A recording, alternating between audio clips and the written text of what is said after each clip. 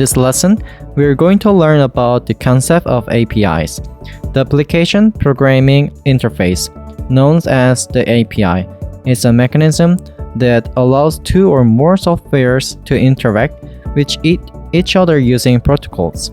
It is a simple way to provide services or exchange data from different applications, products, and client-server communication, and we can use HTTP requests to access the APIs. The application programming interface, known as the API, is a software interface that allows different softwares to communicate with each other using rules and protocols.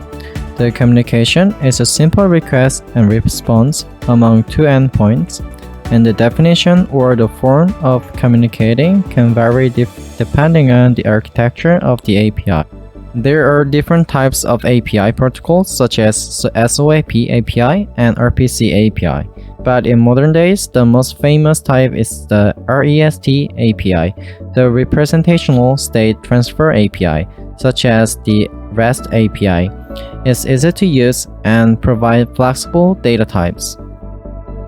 The REST API is use URL along with the HTTP functions such as GET, POST, PUT, DELETE, and more to request and receive data from the connected endpoint. So why should we use API?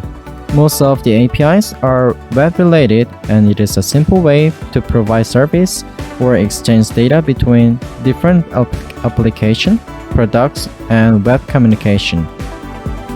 For example, we can use the API to request current weather data from the websites that provides weather information.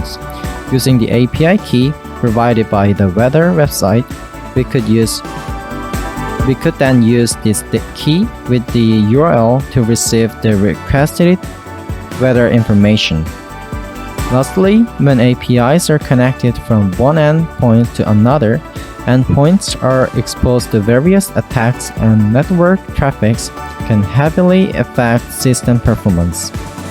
In order to avoid these issues, one can limit the provision of API service to authenticated users and owners of the API keys to validate the clients and reduce unnecessary API calls.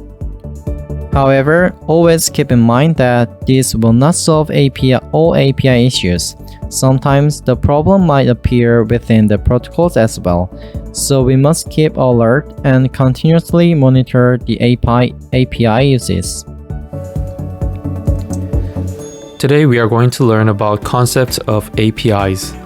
In the sample code, we will see how APIs are called with HTTP request. Inside the concept of API class, the key variable and API website URL is specified. The key value is given, but if you want to change it with your own API key, then you can visit the NASA API website and get your free key after the sign up. Now we are going to call the API inside the init states and set the responded data to our data variable. We can call the API inside the widget build method, and then API will be called every time there are state changes and widget rebuilds. And depending on the situations, this could be an unnecessary work. So we'll be fetching the API data only once in the init states. Scroll down, we can find the fetch data function. Inside, we will use http.get method to send request on NASA API URL with API key value and specified date value as parameters.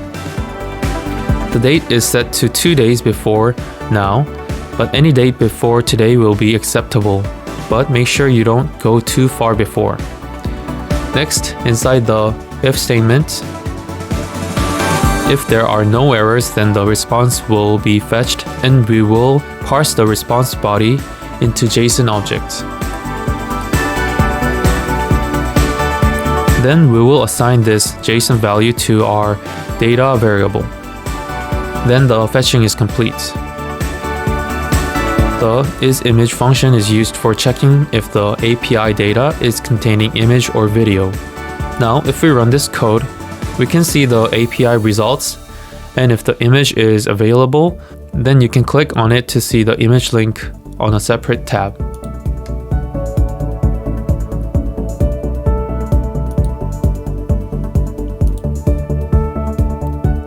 Now try for yourself and see what you get. The API key is a free version, so it is limited to fixed amounts of API calls.